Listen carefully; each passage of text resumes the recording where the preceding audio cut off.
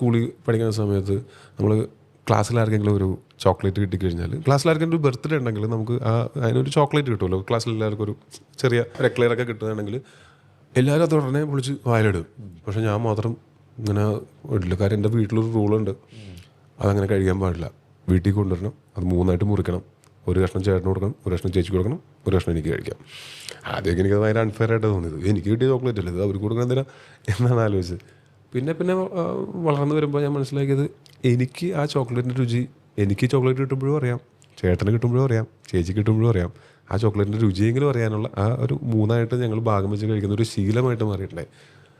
ആ ശീലം ഞങ്ങളെ തമ്മിൽ ഭയങ്കരമായിട്ട് അടുപ്പിച്ചിട്ടുണ്ടാവും. എന്താ പറയുമ്പോൾ ഒരു കുഞ്ഞ് ഹാബിറ്റിൻ്റെ കാര്യമാണ് പറയുന്നത്. വലിയ കാര്യം പോലും അല്ല, ഒരു കുഞ്ഞ് ഹാബിറ്റാണ്. ആ കുഞ്ഞ് ഹാബിറ്റ് ഞങ്ങളിലുണ്ടാക്കിയ ഒരു ഷെയറിങ് മനോഭാവം ഭയങ്കര അടിപൊളിയാണ്. അത് കാരണം കൊണ്ട് ഞാനും ചേട്ടനും ചേച്ചിയും ഭയങ്കര ക്ലോസുമാണ്. അപ്പോൾ ഞങ്ങൾക്കാണെങ്കിൽ തുടർന്നും അങ്ങനെ ഹാപ്പി ആയിട്ട് ഒരുമിച്ച് നിൽക്കാൻ പറ്റുന്നതിന് ഒരു കാരണം ഈ പാരൻറ്റിങ്ങിൽ ഇംപ്ലിമെൻ്റ് ചെയ്ത ഒരു കുഞ്ഞ് ഹാബിറ്റാണ്.